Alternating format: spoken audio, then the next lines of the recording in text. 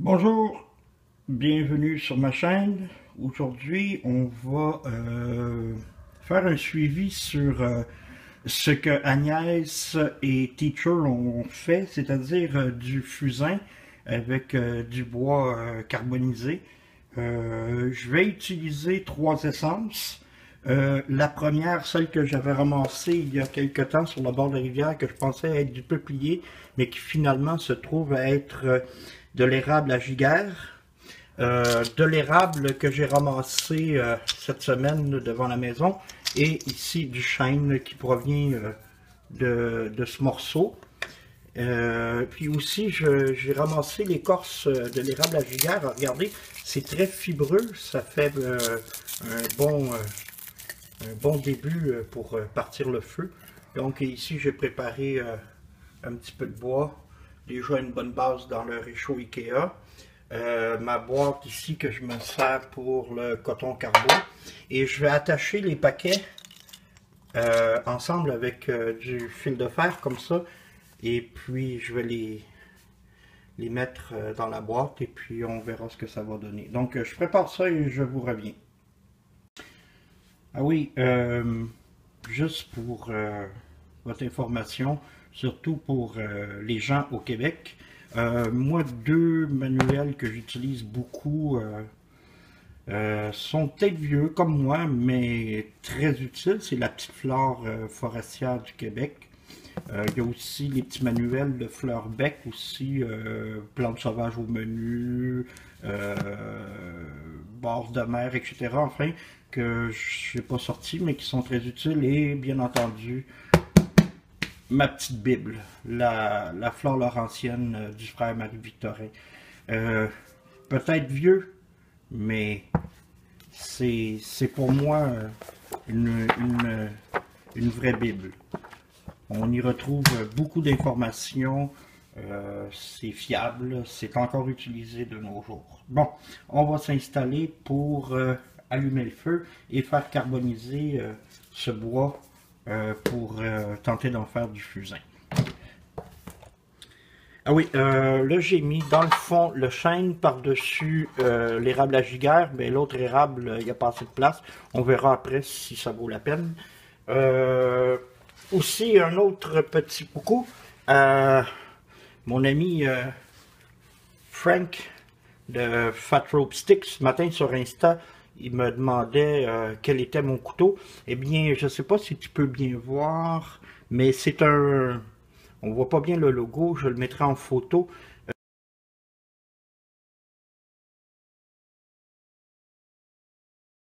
C'est un Victorinox, un vieux couteau Victorinox que j'avais dans mes affaires qui traînait, une lame en stainless, 90 degrés sur le dos. Il a été aiguisé pas mal. On le voit un peu ici. Un manche en palissandre très confortable. Euh, je l'ai battu incroyablement à fendre du chêne. J'ai tout fait avec et après toutes ces années, je l'ai encore. Je ne sais pas si quelqu'un, moi je l'ai acheté dans un marché aux puces il y a une 20-25 ans de ça, si je me souviens bien. Mais si quelqu'un peut me dire en quelle année à peu près Victorinox faisait ces modèles-là, j'ai rien trouvé là-dessus sur le net jusqu'à maintenant. Puis ça, ben, c'est un fourreau en érable que je m'étais fait cet été parce que j'ai pas d'étui pour. Et puis avec une bonne rétention. C'était un de mes premiers projets de sculpture. Bon, ben, j'ai préparé un petit morceau d'écorce de bouleau. On va faire notre première flamme avec ça. On mettra les l'écorce d'érable à giguère par-dessus après.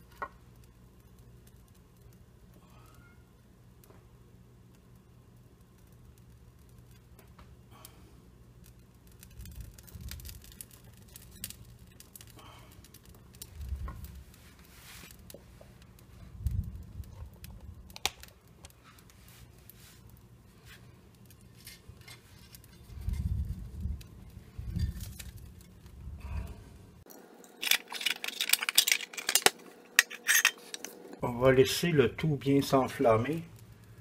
Après ça, on mettra notre boîte.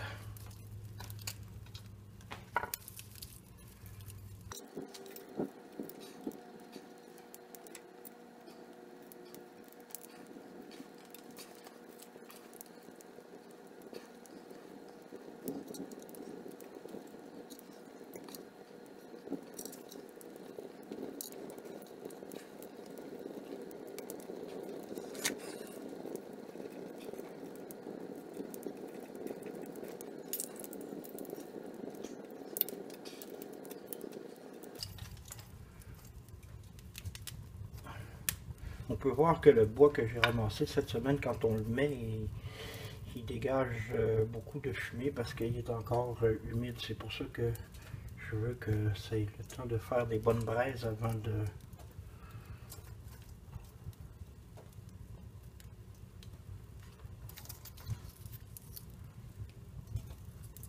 mettre la boîte. Et risquer d'étouffer mon feu.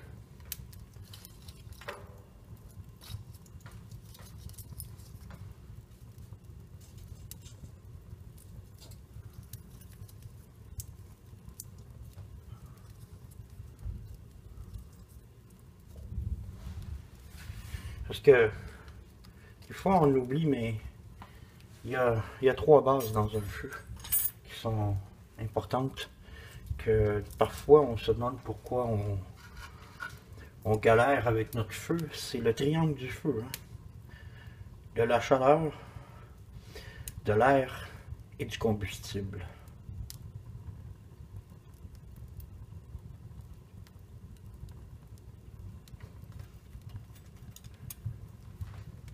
Si un de ces 3 se trouve être déficient, votre feu a de la difficulté.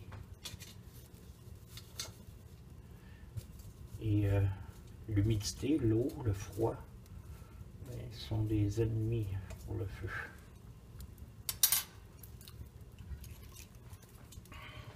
Et c'est pour ça que moi j'aime bien partir mon feu, avoir une bonne braise avec du petit bois qui dégage une bonne chaleur avant de mettre un combustible de plus grosse taille. Comme ça, je suis sûr que ça va bien s'enflammer. Là, on voit que le feu est bien parti. Le tout est dans la préparation, hein. Des fois, ça peut sembler long à préparer, mais le temps qu'on prend à la préparation du feu, c'est des frustrations de moins après. Parce qu'un feu manqué au départ, c'est de la frustration, après ça, on galère encore plus. Parce que là, on veut se dépêcher. Moi, je pense que quand je fais un feu, que ce soit ici à la maison, dehors, pour faire le barbecue ou en nature, j'aime bien prendre mon temps. C'est un des grands plaisirs, je crois, de cette façon de procéder, c'est de prendre le temps, Il n'y a rien qui presse. Dans mon cas, c'est ce que je trouve. J'aime pas bousculer. Oups. Hop. Et on va mettre la boîte sans se brûler. Bon, c'est parti. Il est présentement 13h28. On va voir ça va prendre combien de temps. Je vous reprends un peu plus tard parce que j'ai pas nécessairement énormément de mémoire. Sur mon téléphone, pas moi. Ben, moi aussi, mais bon. Bon, ben, ça fait déjà un bon 10 minutes. Il est 13h39. Il y a encore de la fumée qui se dégage. On va attendre encore un petit peu. D'habitude, c'est entre 15 et 20 minutes. On va voir, mais le chêne, peut-être, ça va être plus long. Parce que dans le fond, c'est de dégazer tout le bois. On va voir. Vous voyez la belle petite flamme qui sort par le trou ici. Alors ça, ce sont les gaz de bois qui, avec le contact de l'air et de la chaleur, ben, s'enflamment. Bon, eh bien, on va enlever la boîte et on va attendre que ça refroidisse pour sortir. Ça a pris 55, on avait parti à E28 si ma mémoire est bonne. Moi, ce que je fais, je mets quelque chose pour boucher le trou pour qu'il n'y ait pas d'air qui rentre dedans. Comme ça, le contenu reste en absence d'air. Donc, ça évite la combustion qui pourrait se faire avec l'entrée d'air en refroidissant. Je vous reprends tantôt. Bon, ça fait une bonne demi-heure que ça refroidit. On va ouvrir ça et voir qu'est-ce qu'il en retourne.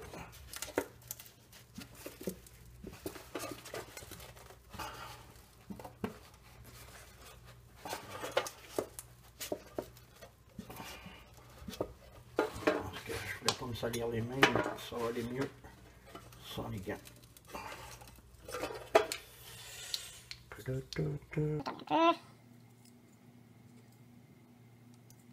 Ça sera pas long. Je sens. Tire un. Ah, voilà. Bon. Hop là. Vous pouvez voir. Donc, un premier paquet qui est le... Ça, c'est l'érable à giguère et le chêne. Voilà. Oh.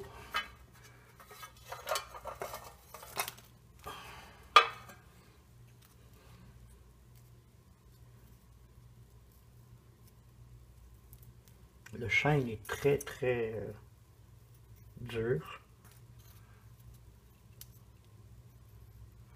Ça me semble bon. Pour l'érable à giguère, voyons voir. Oh, ça a l'air très bon aussi. Oui. Bon, on va... Même que le chêne est peut-être un petit peu plus fragile. Bon, me voilà de retour. Il a fallu que j'aille transférer les vidéos sur mon ordinateur pour refaire de la place sur mon iPhone. Donc, on va commencer par essayer l'érable à giguère, voir ce que ça donne. Et c'est génial, c'est vraiment... Oui, j'aime bien, c'est... Comment dire, c'est smooth. Oui, ça fait du bon fusain. Et le chêne maintenant, voyons voir. Ah, le chêne aussi, hein. Ça va très bien.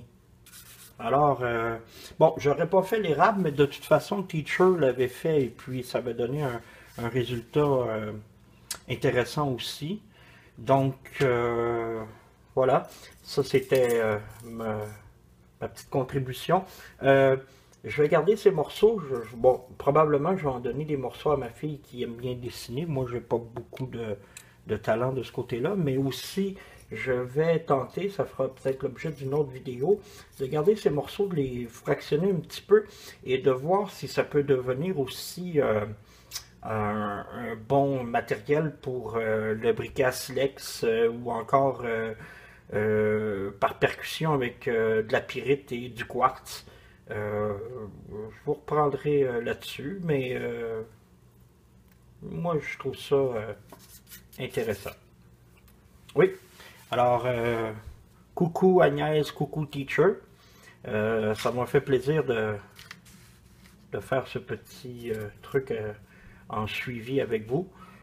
Continuez de nous régaler avec vos charmantes vidéos. J'espère que la mienne vous intéresse aussi. Voilà. Et puis, à une prochaine.